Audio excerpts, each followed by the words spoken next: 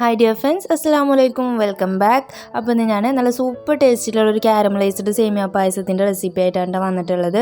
പെട്ടെന്ന് ഉണ്ടാക്കിയെടുക്കാവേ, സിമ്പിൾ റെസിപ്പിയാണ്. അപ്പോൾ എല്ലാവരും ഒന്ന് വീട്ടിൽ ട്രൈ ആക്കി നോക്കുക. എന്നിട്ട് ഫീഡ്ബാക്ക്സ് നമ്മൾ എന്തായാലും അറിയിക്കണം. അപ്പോൾ നിങ്ങളുടെ കമൻറ്റൊക്കെ വായിക്കുമ്പോഴാണ് മറ്റുള്ളവർക്കും കൂടെ അത് ഉണ്ടാക്കി നോക്കാൻ തോന്നുന്നത്. അപ്പോൾ എന്തായാലും ഫീഡ്ബാക്ക്സ് അറിയിക്കാൻ മറക്കല്ലേ. അതേപോലെ തന്നെ വീഡിയോ ഇഷ്ടമാണെന്നുണ്ടെങ്കിൽ ലൈക്ക് ചെയ്യാനും ഷെയർ ചെയ്യാനും മറക്കരുതിട്ട്. നമ്മുടെ ചാനൽ സബ്സ്ക്രൈബ് ചെയ്യാതെ കാണുന്നവരാണെങ്കിൽ പ്ലീസ് ഒന്ന് സബ്സ്ക്രൈബും കൂടെ ചെയ്ത് സപ്പോർട്ട് ചെയ്യണേ. അപ്പോൾ എന്തായാലും ഒരു പ്രാവശ്യം ഒന്ന് ഉണ്ടാക്കി നോക്കുക. അപ്പോൾ നമുക്ക് വീഡിയോയിലേക്ക് പോവുക. അപ്പോൾ ഇത് പായസം ഉണ്ടാക്കാനായിട്ട് ഞാൻ ആദ്യം ഒരു അടി കട്ടിയുള്ള ഒരു നോൺ സ്റ്റിക്കിൻ്റെ പാൻ ഞാൻ അടുപ്പിലേക്ക് വെച്ച് കൊടുക്കുന്നുണ്ട്. ഇതൊന്ന് ചൂടായി വരുന്ന ആ ഒരു ടൈമിൽ 2 ടേബിൾ സ്പൂൺ നമ്മുടെ നെയ്യ്, നറുനെയ്യ് ഉണ്ടല്ലോ, അത് ചേർത്ത് കൊടുക്കുന്നുണ്ട് കേട്ടോ. ഇനിയിപ്പോൾ ഇതിലേക്ക് 1 കപ്പ് സേമിയയാണ് ഞാൻ ചേർത്ത് കൊടുക്കുന്നത്. ഇത് വറുക്കാത്തതാണ്. ഇനി നിങ്ങളുടെ കയ്യിൽ വറുത്തതാണെങ്കിലും ജസ്റ്റ് ഒന്ന് പായസം വെക്കുന്നതിന് മുമ്പ് ജസ്റ്റ് ഒന്ന് നെയ്യിലിട്ടിട്ട് ഒന്ന് ഫ്രൈ ആക്കി എടുക്കുക.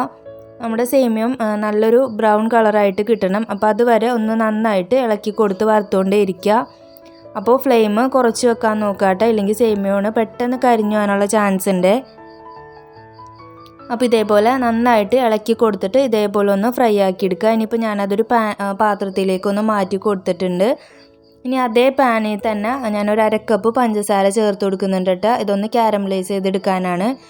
അപ്പോൾ ഫ്ലെയിം നമ്മൾ ആദ്യം ഒന്ന് മീഡിയത്തിൽ വെച്ച് കൊടുക്കുക. എന്നിട്ട് പഞ്ചസാര ഒന്ന് ജസ്റ്റ് ഒന്ന് മെൽറ്റായി തുടങ്ങുന്ന ടൈമിൽ വീണ്ടും ഒന്ന് ഫ്ലെയിം ഒന്ന് കുറച്ച് വെച്ച് കൊടുക്കുക കേട്ടോ. അപ്പോൾ ഇതിപ്പോൾ പഞ്ചസാരയൊക്കെ ചെറുതായിട്ടൊന്ന് മെൽറ്റായി തുടങ്ങിയിട്ടുണ്ട്. അപ്പോൾ ഞാനൊരു വുഡൻ്റെ സ്പൂണോ അല്ലെങ്കിൽ സ്പാച്ചിലോ എന്തെങ്കിലും വെച്ചിട്ട് ചെയ്ത് കൊടുക്കുക. ഇതേപോലെ ഇളക്കി കൊടുക്കുക.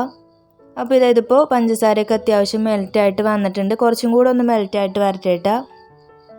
കണ്ടോ, ഇതേപോലെ ആയിട്ടുണ്ട്. ഇപ്പോൾ നന്നായിട്ട് കരിയാണ്ട് നിങ്ങൾ കാരമലൈസ് ചെയ്തെടുക്കാൻ ശ്രദ്ധിക്കുക. ഇതിപ്പോൾ നന്നായിട്ട് പഞ്ചസാര കാരമലൈസ് ആയിട്ട് കിട്ടിയിട്ടുണ്ട്. ഇനിയിപ്പോൾ ഇതിലേക്ക് ഞാനിതാ ഒരു 1/2 കപ്പ് വെള്ളം ചേർത്ത് കൊടുക്കുന്നുണ്ട്. അപ്പോൾ അത് കുറേശ്ശെയായിട്ട് ചേർത്ത് കൊടുക്കുക. പെട്ടെന്ന് ഒറ്റയടിക്ക് ഒഴിച്ചു കൊടുക്കരുത്, കാരണം മേത്തേക്ക് തെറിക്കാനുള്ള ചാൻസ് ഉണ്ട്. കാരണം പഞ്ചസാര നന്നായിട്ട് ഇങ്ങനെ തിളച്ച് കിടക്കുകയാണല്ലോ. അപ്പോൾ അതിലേക്ക് കുറച്ചൊന്ന് ഒഴിച്ചിട്ട് ഒന്ന് ജസ്റ്റ് ഒന്ന് ഇളക്കി കൊടുക്കുക. എന്നിട്ട് ബാക്കിയുള്ളതും കൂടെ ഒഴിച്ചു കൊടുക്കുക കേട്ടോ.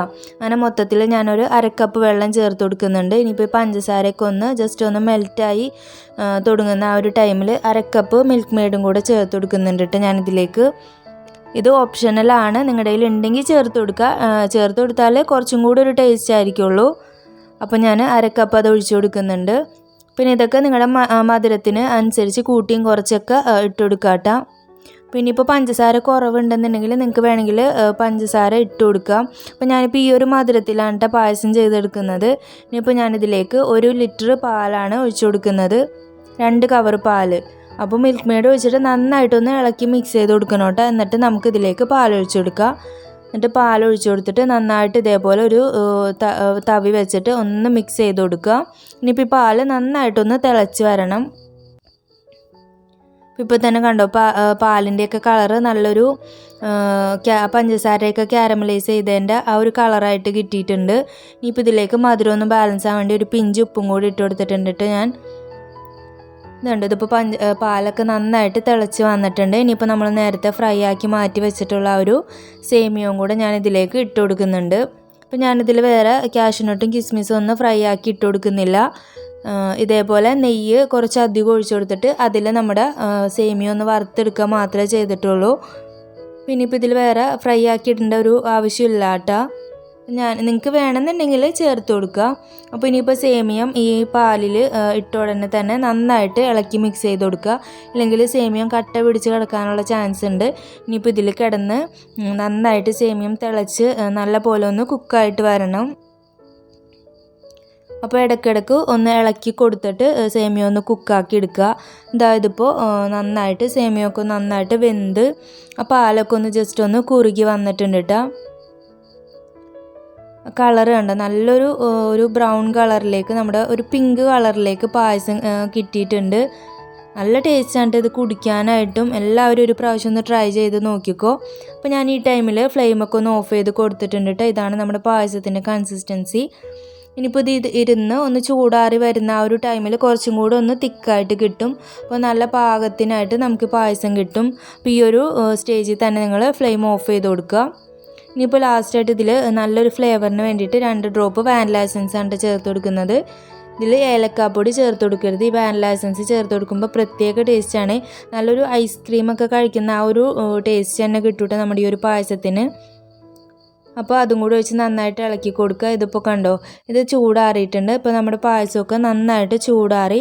അപ്പോൾ അതിൻ്റെ ഒരു തിക്നെസ് കണ്ടോ, നന്നായിട്ട് ആ ഒരു പാലൊക്കെ ഒന്ന് കുറുകി സേമിയവും പാലും കൂടെ ഒരേ ഒരു അളവിലായിട്ട് വന്നിട്ടുണ്ട്.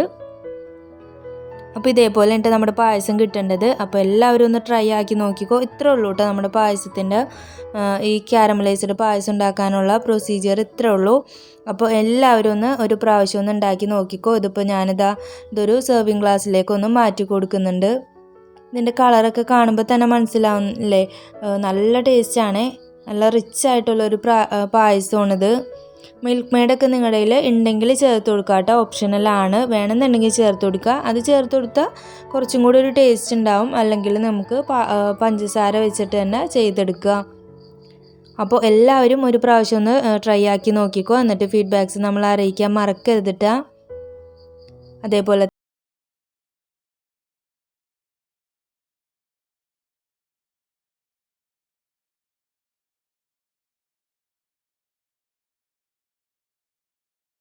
വീഡിയോ എന്ന് പറഞ്ഞാൽ ഇനിയും ഇതേപോലുള്ള റെസിപ്പീസും വ്ളോഗ്സൊക്കെ ആയിട്ട് ഇനിയും കാണാം. അതുവരേക്കും ബൈ ബൈ, അസ്സലാമു അലൈക്കും.